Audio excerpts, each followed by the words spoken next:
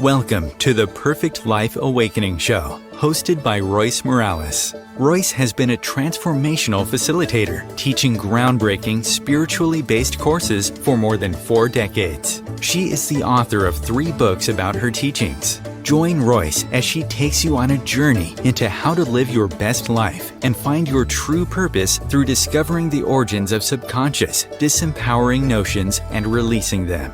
She talks with experts and inspiring people just like you who learned to trust their intuitive inner wisdom, which led to life-changing shifts. Today, her guests live an empowered existence and are helping change the world to a higher consciousness place based on truth and love.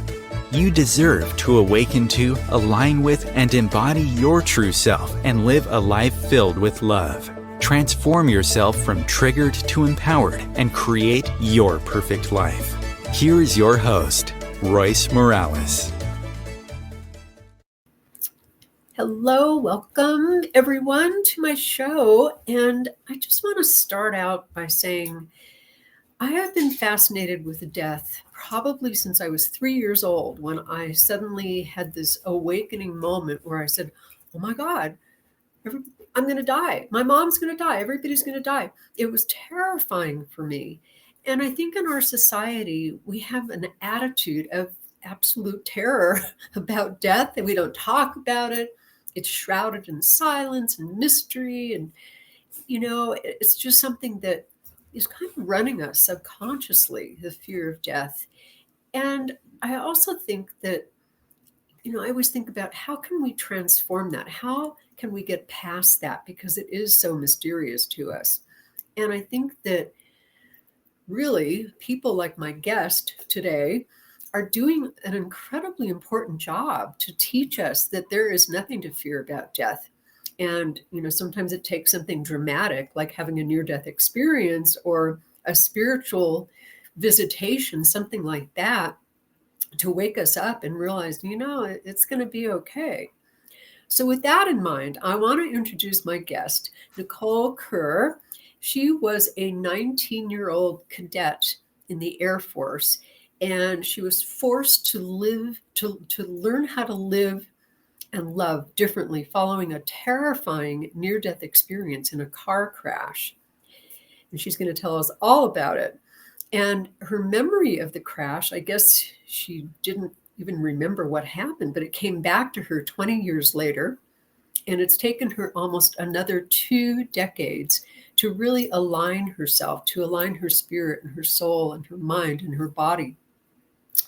And of course, realizing that, healing does take a while. So she decided to author a book, and she called it You Are Deathless. A near-death experience taught me how to fully live and not fear death. She is a disabled veteran, and now she has a private practice helping other people deal with all kinds of issues, and she'll tell us about that as well. I want to welcome you, Nicole, and I'm just so thrilled that you're here. It's interesting that you thought that you met me somewhere and didn't. You even have my card, and I never gave it to you. It's so bizarre. I don't know what that's about cosmically, but welcome. Thank you so much, Royce. I have been looking forward to this show and talking with you for a long time, and I'm so grateful for the opportunity to be on this show and to share my message. So thank you. Well, first of all, you have to tell us the whole story, what happened. And, and I was thinking, well, tell your story first, and then I'll ask you some questions about it. Sure. Well, like you said, we are very much a culture of death denial. We don't like talking about it. We don't think it's going to happen to us. Oh, it's something that's going to happen when we're a lot older. And so we really do look at it as doom and gloom and negative and depressing. Writers feature it that way in their books. Our movies show it that way. And to be honest with you, at the age of 19, like most 19-year-olds, death was the furthest thing from my mind. But I want to start the story by telling you I was one of the first female cadets at the United States Air Force Academy. And the reason I was there because of my father. he wanted me to be there and follow in his footsteps. So I was dealing with an identity of being a people pleaser. And that's really what killed me, is not being able to find my own voice and say, this isn't for me. This isn't my right path. But the beginning of my sophomore year there, the second year, I did not want to continue going there, and I knew it, but I couldn't quit. And I don't know if any of your audience has experienced that, but the sense of fear of failure, or when you commit to something, especially as prestigious as going to one of the military academies, that you have to stay the course. And my dad was very much of that mindset.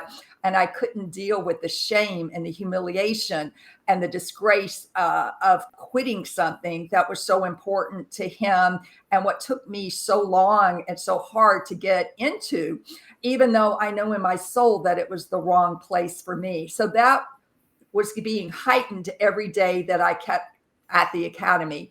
I was in the wrong place. And so the beginning of my sophomore year, we were at a squadron function, and I got a ride back with a senior cadet who I really didn't know. And he had an agenda that I wasn't aware of. And at this event, the Air Force actually allowed alcohol at it.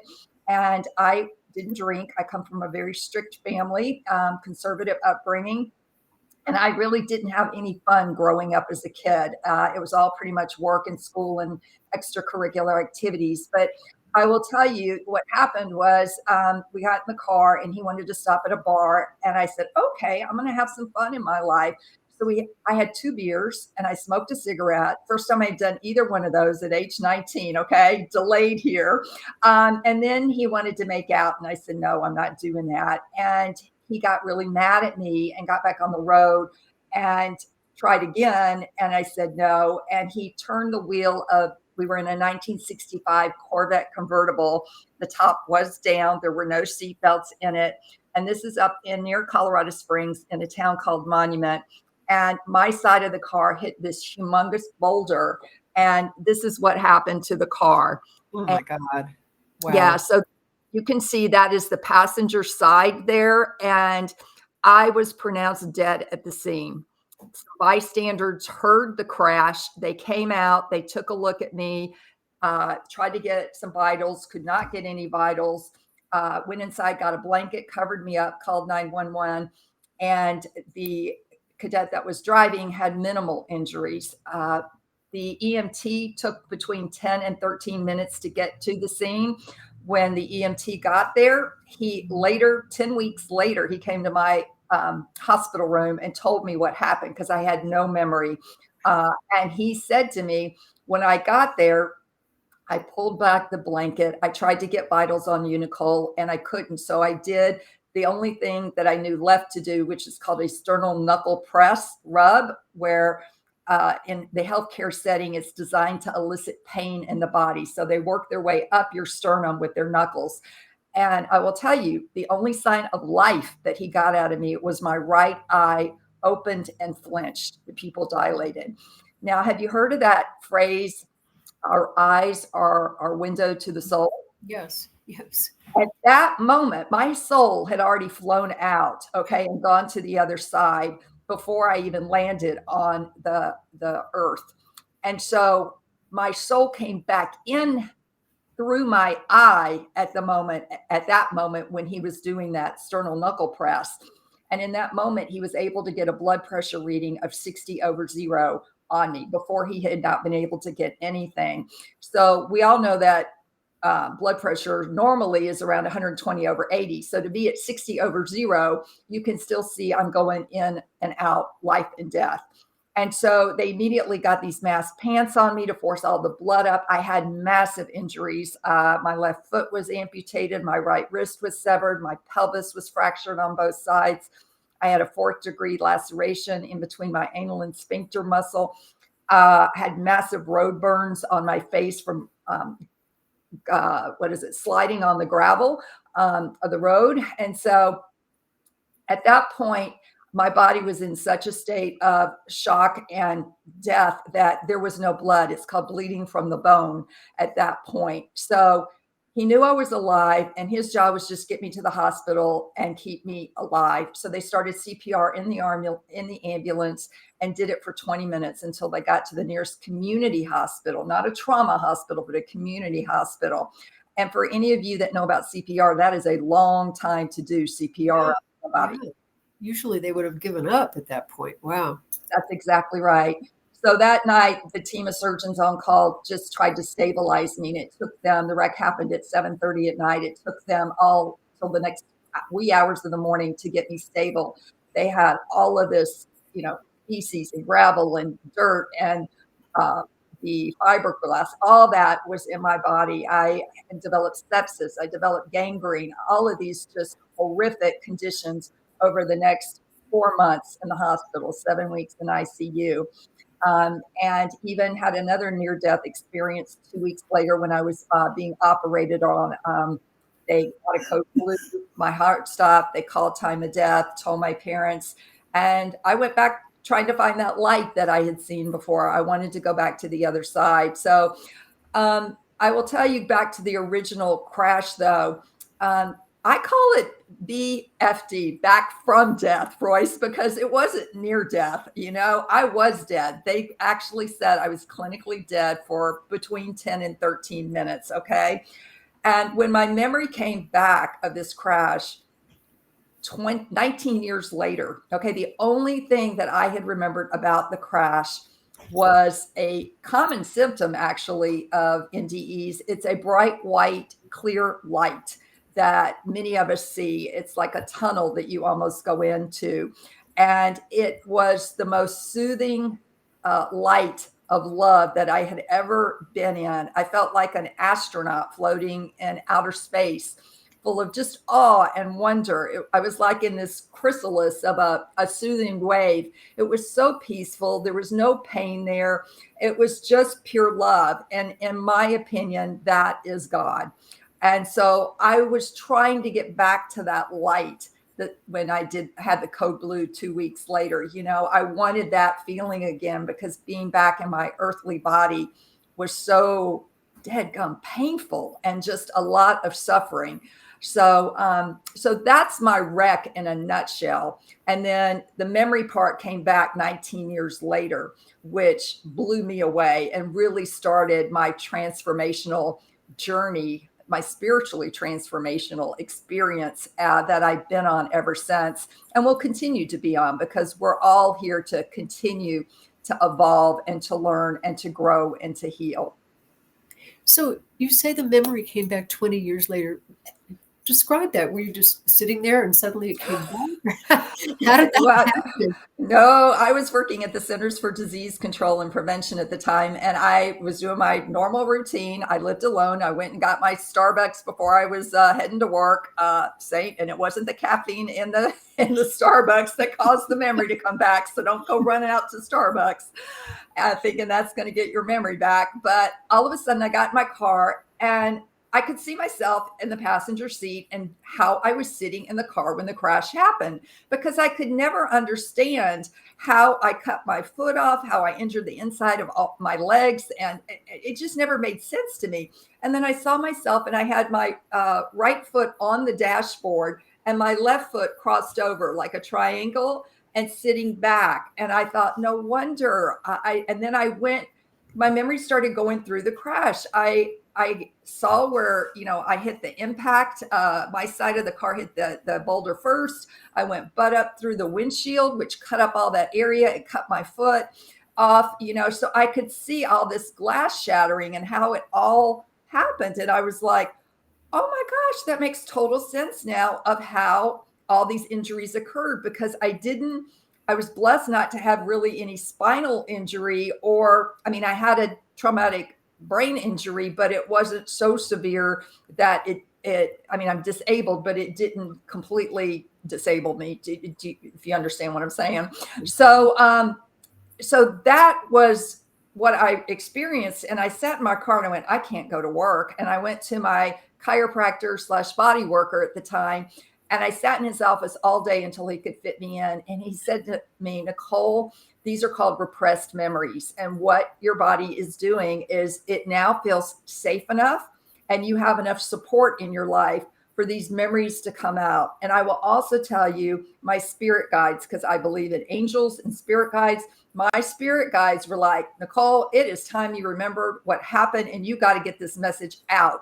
So bingo, it's time to remember it. And we're going to give you it in detail. And they did. And I, from there, got halfway through the memory in his office to where I was in the air, going through the glass up in the air, and I froze and I looked down and I knew I was going to die, Royce.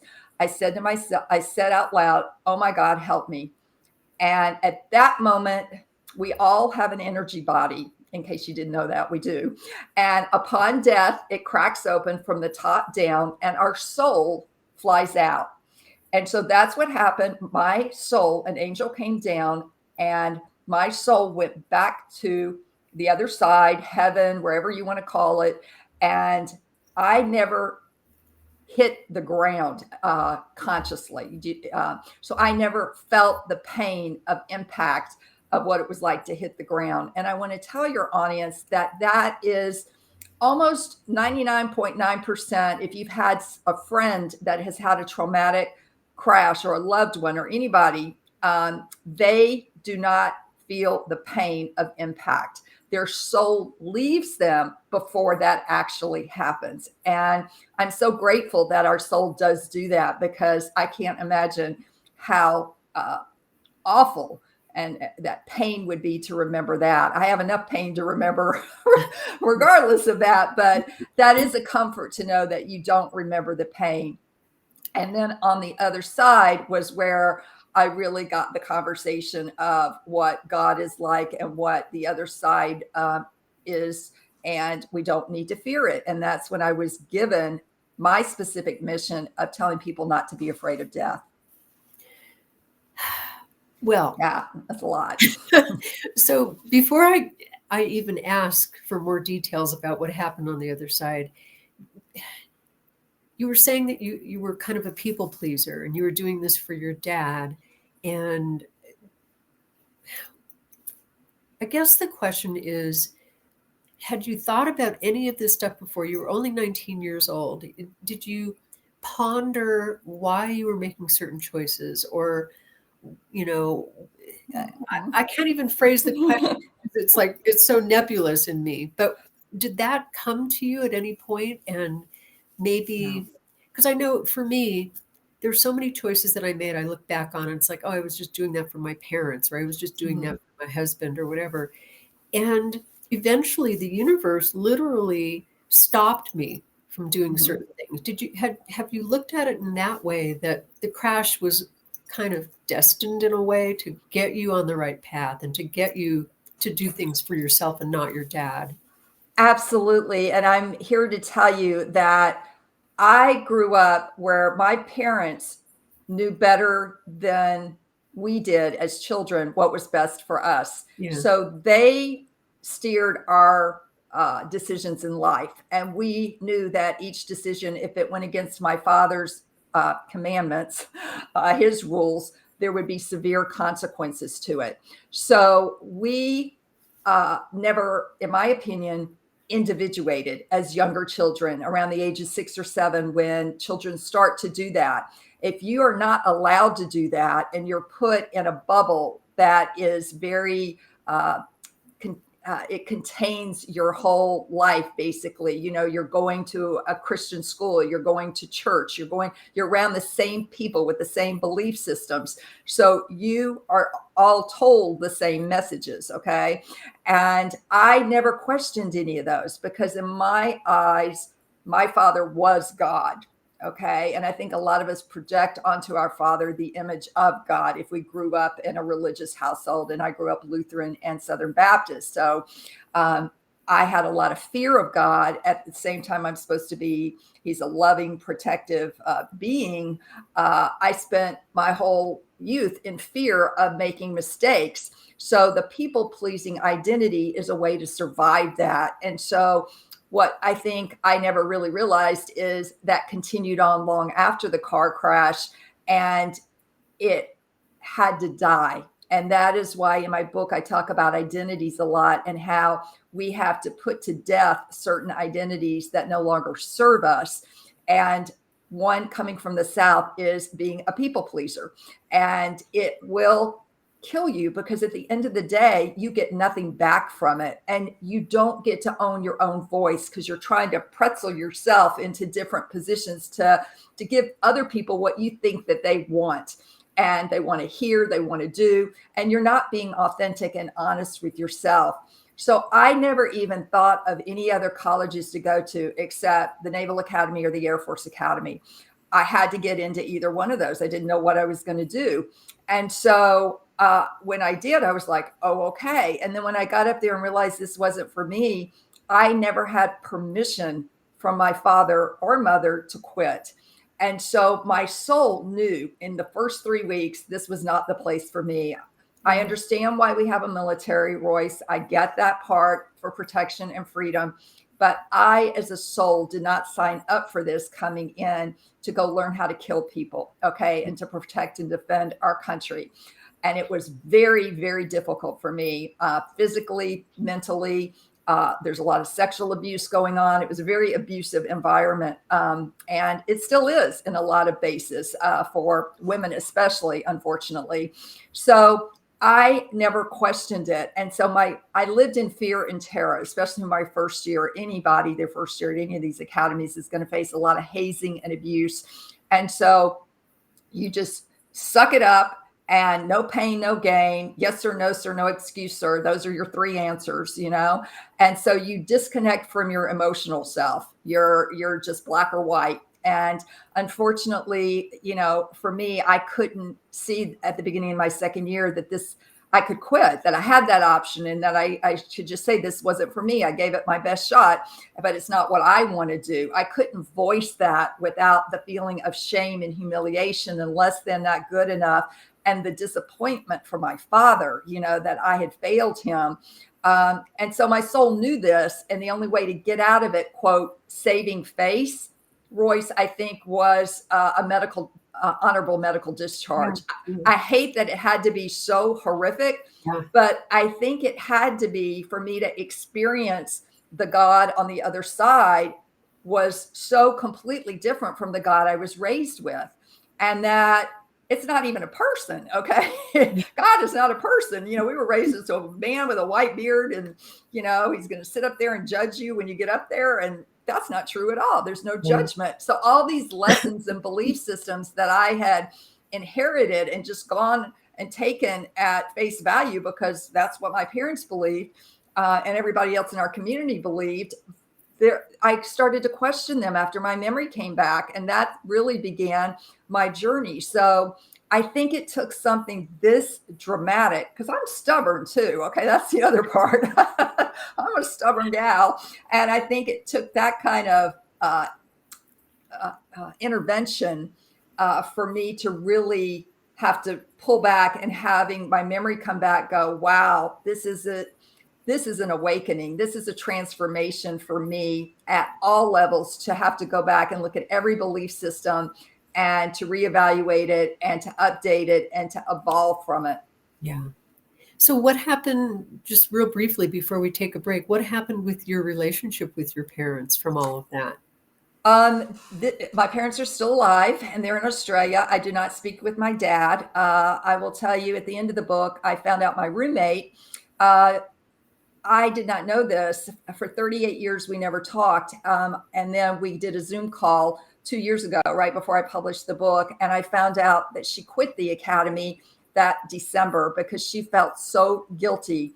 And it came to light, the reason she felt guilty is because I had asked her. The plan was we were going to ride back together in a car.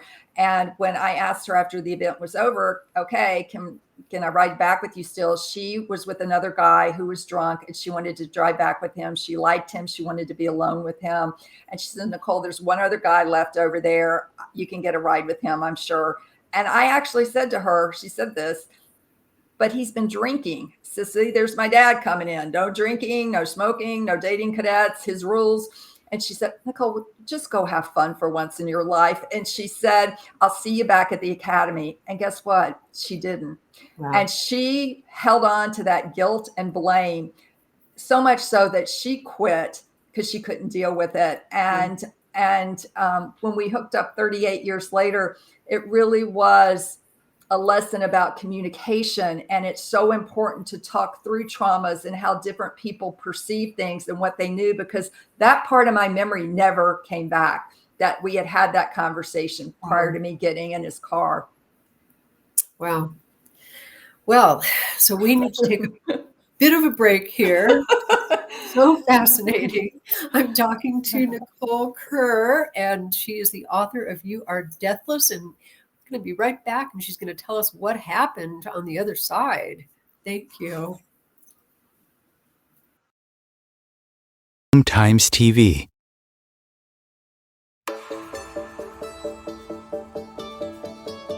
Do you crave joy but feel stuck? Do you go through life feeling constantly triggered and frustrated? Fear is likely the culprit, and subconscious fear is likely sabotaging you. Perfect Life Awakening is a time-tested, spiritually based approach to inner transformation created by Royce Morales. For over 40 years, she has helped people get to the origins of subconscious fears and ultimately help them find their true purpose and a life full of joy. Sign up for Perfect Life Awakening today at roycemorales.com. You deserve to go from triggered to empowered, shifting your life with Perfect Life Awakening.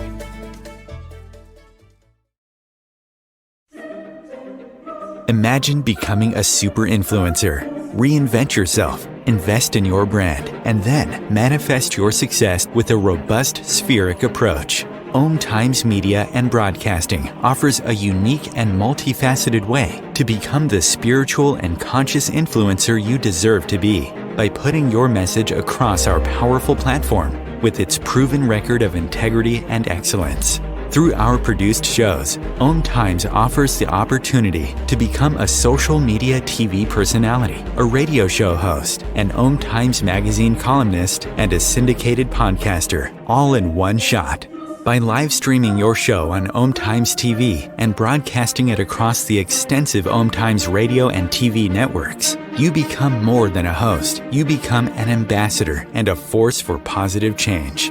Om Times. Open yourself to the possibilities.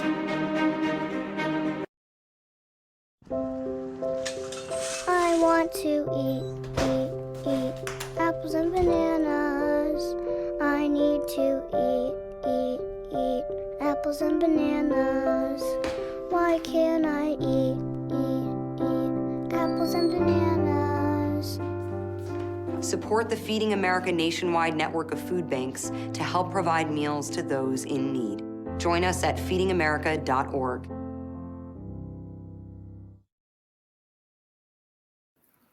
Welcome back. I am talking with Nicole. Oh, I like your glasses. Thank you. With Nicole Kerr, and she's the author of You Are Deathless. And she just told us the entire story of what happened that fateful day, which shifted everything in your life. And Yes, I'd love for you to describe what actually happened when you were in that prior to coming back to your body state. Yeah. And I put my glasses on because I actually want to read a little part that I wrote in the book that I think will help explain this to your audience. On the other side of death, when I left my body, God had been all around me. God was in me, God was me, and I was God. God was pure presence and fullness and oneness. Most of all, God was love. Pure, no strings attached, open arms, love. And in that state, I had not suddenly received forgiveness from a stern father for my mistakes. My mistakes just didn't exist. They never had. Nothing I had done on earth needed to be weighed or measured. The life I had just left behind told a story, yes, but just one of many I had lived in different realms. So that is kind of the overarching feeling of what was going on there. But you have to remember, when you're in soul form, you leave this physical body. Okay. So yes, when I say we all die and we're deathless, our soul lives on. That life force energy, that breath that keeps us alive, that consciousness continues on. And I say in the book, it was like Casper the Friendly Ghost, and I later learned after I wrote the book that it was actually my grandfather on my dad's side that actually was the angel that came down to save me. And he came down because he could see what I was enduring at the academy, and he knew that I couldn't get out. And so he was the one that said, I saw what was going on, and this is the only way that we could get you out of there, saving face, so to speak. And so that to me was really cool, because I'd always heard that deceased loved ones, most people meet them on the other side. And I just didn't have that memory until a couple of years ago. So these memories still keep coming back in different ways. But on the other side, our eyes, I will tell you, Royce, can only see like in front of us and maybe 30 degrees, 40 degrees peripherally. On the other side, your eyes can see 360 in the future all at one time. It's really cool. Okay. And the colors on the other side. Okay. There are more colors than in the big Crayola color box. Okay. There's just so many beautiful colors. And people say, well, how do you communicate? And I say, it's telepathy and it's vibration. I heard two angels, and I believe in angels. I believe in spirit guides. They do exist. They were having a conversation next to me. And when I was on that other side, I distinctly heard it, and they wanted me to hear it to come back and tell you that the angels are on the other side wanting to help us. They are there, but we have to ask for help. Because of a situation called free will, we have choice. So I want to tell you, every single one of you has at least one guardian angel. There are angels all around. They come in many forms, but please start a relationship, start communicating with the angels when you need help and not just in a crisis. And people laugh at me when I say, I ask the angels for help when I need a parking space. But Royce, they have never let me down. And it may not come in the way you think. So you need to stay open-minded about how a result will come in, but they will honor that. And it's just an amazing relationship when you start having that dialogue or that communication with your angels. You can find out their names. Okay. My guardian angels' names are Seraphina and Victoria. I have two of them. So, they'll give you this kind of information, but you have to be receptive to it and you have to ask. So that's important lesson. And then the other thing is, I didn't hear that in English. Okay. That's why when I came back and my memory happened, it all has to be converted to English, because that's not what you're speaking over there. It's all, like I said, telepathy and vibration. So that's an important message. And then the other one is to not be afraid of death. And I know in your coaching and your transformative work that you do, you address people's fears. And I think that is probably one of the biggest things that, of course, they wanted me to tell people is not to fear death. And when we're talking about fear, that is coming from the back of our brainstem where the amygdala sits, that fight, flight, freeze, fear. And so many of us don't even realize that we're unconscious, that we're living in that sympathetic part of the brain, and we're on that frequency all the time. And when you're in fear, you're never going to have clarity. So you're never going to make the decisions that are going to be in your highest and greatest good. In fact, you're going to sabotage yourself with decisions because it's coming out of fear and worry. And that's a really important thing to understand. You need to get in this part of your brain, your prefrontal cortex, where all your executive reasoning happens and where you rest and you digest. That is so important when you're making decisions, to be in that state, because then you're able to weigh the pros and the cons. And I will tell you, in fear, you'll know you're in fear if you want to fix or control other people. Okay, that's like a huge red flag that you're in a sign of fear when you're trying to do that. So pull it back to yourself. And when you're in a lot of fear and you're in a lot of worry, they usually go together, and spirit can't get through when you're filled with that level of density of fear and worry. So you have to work through these fears. You have to unravel them. You have to decide where these old belief systems are coming from and if they're rational or irrational. And when you get that clarity, you're going to realize that the universe, that everything is working for you, not against you. But so many times when we're in that state of fear and worry, we think everything's working against us, but it's not true at all. So I think that's these limiting beliefs that we have to be dealt with, because they are causing you to perceive things that are not right. And that is what I've spent a lot of my career doing, is unpacking these old belief systems I was raised with, and having to update them. And with that comes decisions that you have to make in relationships when other people don't agree with you or don't align with that. And then people fall out. And that's kind of what happened, with my parents. They're very, very religious, and they don't understand my experience and don't support my experience of what God is on the other side. And that's been really unfortunate, because we're not able to have a relationship anymore, because they're in a judgmental state. And I will tell you, which there's lessons to be learned. And one of the biggest ones that I want people to understand is there's no judgment on the other side. Okay. Bad and good are earth terms. They were created by man to evaluate ourselves and other people. Bad and good don't exist on the other side. Okay. It's all just awesomely goodness. Okay. It's brilliance. So if there's no bad and good on the other side, there's no judgment. So this belief system that a lot of religions preach, that you're going to be judged, once you pass on, and it's not true.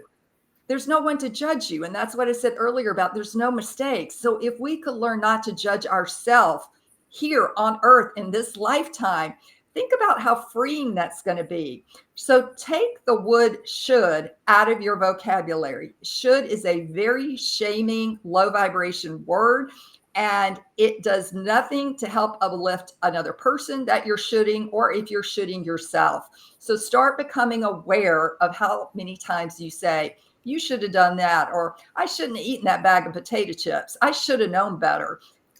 Quit the shoulding, okay, people? Because right now we're living in a time where judgment comes before love, and we're not going to get to peace if we're in that hierarchy. What we need to do is get love at the top, love ourselves unconditionally. And then you're going to realize you don't need to judge anybody else, and you'll find the peace that passes all understanding. Yay. How was that? That was great. It's everything that I teach. So that was awesome. Yeah. And I talk also, besides the rational, logical part of the brain, I take it further and include the spirit and what the spirit is trying to get in touch with to us and tell us and teach us. So yeah. Yeah. And we're always evolving. We get spiritual amnesia. We forget once we're born who we really are, which are these perfect, radiant, eternal, glorious souls. And that is what our lesson is to return back to understanding that and realizing there's nothing to fix. Okay. And nothing to just be. And that is just not what we were taught in our culture, and still not being taught that it's okay just to be, and I am so grateful that I am understanding these gifts, so I don't have to come back in another incarnation and do it again, because I don't want to. It's not easy. I'm just going to be honest with you guys. It is not easy to do the spiritual transformational work, or just transforming on the emotional scale. Okay. We are a very illiterate society when it comes to emotions. We pretty much grew up learning 4 emotions: bad, sad, mad, and glad, but there's a whole buffet out there, and we have to also learn to embody the emotions, not just think them. And that's a whole nother conversation. Yeah. Oh, I just got a message. Thank you. I don't know if the audience can see it, but somebody just said, "This is awesome. Thank you, Nicole and Royce. This is what I needed to hear today." Aw. You're welcome. Mahalo, as we'd say in the Hawaiian Islands. Yeah. So you now work with people. Tell us about that. So I'm a dietitian by training. I went into nutrition to fix myself. I'm just going to be honest with you. I developed an eating disorder about 4 months it would have been a year after the crash. I went to live with my sister and go back to community college to see if my brain could function okay. And the doctors had told my parents when I was discharged, Nicole needs psychological help. She has had a massive trauma.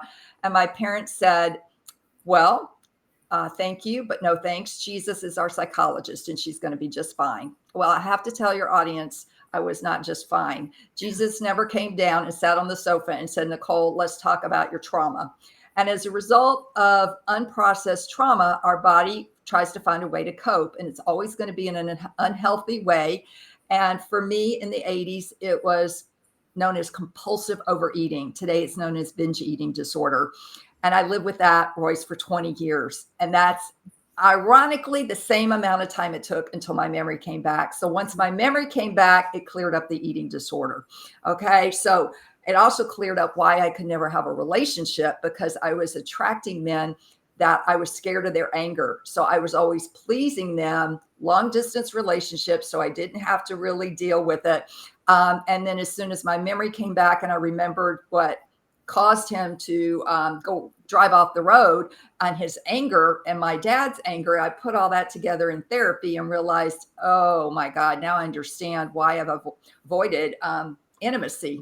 And so it took me just one other boyfriend. And then I now met my amazing husband, Dr. Paul, who has been with me for 20 years and has been an absolute gift. And the right guy at the right time. So all those people out there that have not met their true love, I didn't meet mine till I was 40 years old. Okay. So hang in there.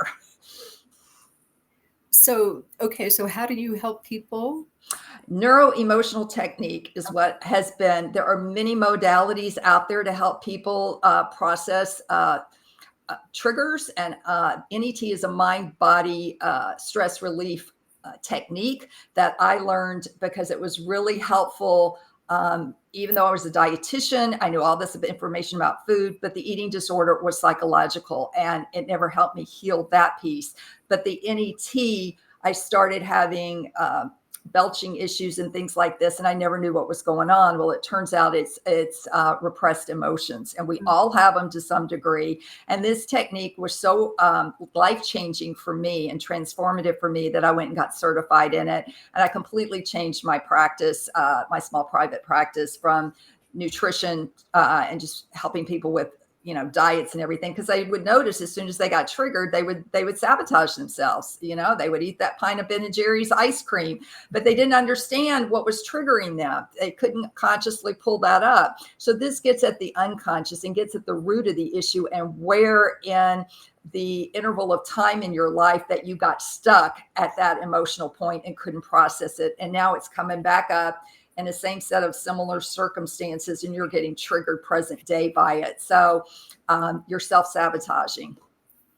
Yes. And what is the actual technique? Is it a hypnosis or? It's non-invasive, and it uses acupressure points. It uses manual muscle testing, which comes from the field of kinesiology, and it uses psychology. So it blends all of that, and you're looking to test the person with the muscle test about concepts in their life. And then you're using the acupressure points and also mapping the body in different organs and different Chinese meridians to find out where the emotion is stuck and what the priority is in the body. So similar to things like the emotion code and the body code and things like that.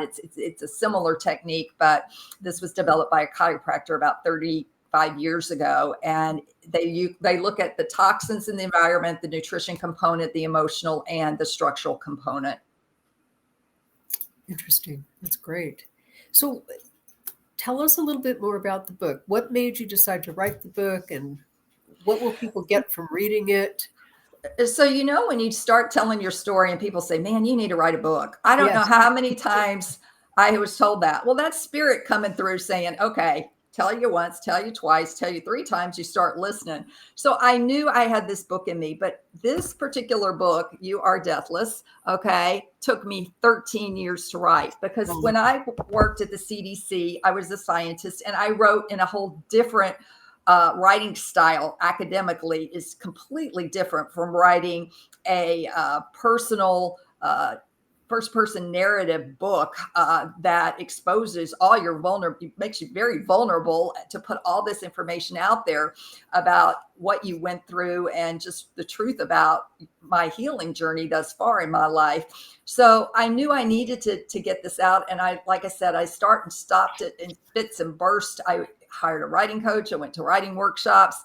And then during COVID 2 years ago, I finally was able to get the ending. I was stuck on the ending, and I got that and got it published. And I am so delighted to say that it has done so well, and that it is, it's a Reader's Best Choice Award, and it's a national bestseller in the NDE category. So that's a side point. The fact is, it's helping people. And I really don't just deal with the NDE. I really deal with the healing journey and talk about NET. I talk about my eating disorder. I talk about a lot of different modalities, trauma. I try to condense that into, user-friendly language so people understand how important it is that you heal these trauma wounds, and so that you can self-actualize, because these trauma wounds, if they're open, they're going to trigger you every time, and you've got to learn to heal them. And to feel is to heal. It's like the issues are in your tissues. So that's why I wrote it. And then a year later, I did the Audible myself. And I have to tell you, that was a whole different way of healing for me, because writing is a healing mechanism. But when you give voice to it, your throat chakra, speaking your truth, okay, is another level of hearing, using your sensory inputs. Then I listened to it, my own voice, my own story, and I had to go back into therapy because it's just brought up more triggers. Okay. So I'm telling you guys, it feels like it never ends, but it's always a different layer. And you have to peel back these layers. And sometimes they're generational, sometimes they're ancestral, and sometimes they're past lives that get in there as well. So it's really important to do that. And anyway, I'm very grateful that it's available in Audible, and I'm glad I was able to narrate it myself. Yeah. I always use the analogy when people start my program. I always say to them, okay, I'm going to give you two tools. One is a mirror and the other is a shovel. And I find that when you take that first layer of the shovel, of the dirt, what do? You're exposing the next layer. So it takes a lot of work. It really does. I just have to address, somebody just asked a question. How do you help people with anorexia? Okay. Yeah. Anorexia. Okay. So eating disorders or disordered eating, because it's a spectrum, and you can flip from anorexia to bulimic and vice versa. So anorexia is very, very difficult to heal, because it is a control issue at the root of the issue, and it's about self-hate. So you have to use a medical team approach in treating. You have to have the doctor on board, you have to have the psychologist, you need the dietitian, and I would also integrate something like a body modality like NET or EMDR or something like that, because you have to get to the actual event of what caused you to begin the eating disorder, the root cause of that. And is it your relationship with your father, or, whatever it is. So a lot of times the work of Dr. Anita Johnson, she has a beautiful book called Eating in the Light of the Moon. I would recommend that book to start with, because one of the things as a dietitian that I was real aware of, when you are binging or craving crunchy foods, crunch, popcorn, chips, all that's unexpressed anger. Okay. And that's coming out in your food. Same thing with sweets. When you want to binge with sweets, ask the question, how are you not being sweet and kind to yourself? You're beating yourself up somehow, or someone in your life, a partner, a child, or someone you love is not being sweet or kind to you. So you're binging on that, trying to soothe that piece because they're not, or you're not giving it to yourself. So there's metaphors that go along as well. Oh, that's great. That's important what you just said. I like that. My other show that I do on every other Wednesday is called It's All Mirrors. And I talk about how everything boils down to seeing something about yourself And that's really interesting. I'll have to have you on that show and talk about nutrition too. That's great. Yeah, Yes. yep. I even wrote a book on that. I know it's going to flip backwards, but it's Eating the Rainbow Oh, without lice hypercalculus. But that was it's a general nutrition book to get that's people to eat great. healthier. Great. So, if you were to give people listening or watching one bit of advice based on all that you experienced and everything that you went through from the time of your accident to now, what would that be? Well, I can tell you, having had several near-death experience, I would say an awareness for all humans that we are love and oneness. Hence, that everyone and everything is connected. We're all connected because we're all energy, and that we need to awaken ourselves to this truth and to start treating Mother Earth, one another, and all sentient beings with respect and equality. That's what I'd say. That is good. Yes, especially now with what's going on the planet. Gotta know that. Time to wake up. Yeah. So how can people reach you, and who do you recommend that you could help? Or, we've got 5 more minutes here. Feel free to promote yourself like crazy. Okay, so I live in Eastern North Carolina. I was in Hawaii for 17 years, loved it there, but now here since my husband retired. You can find me on my website at www.nicolekerr.com.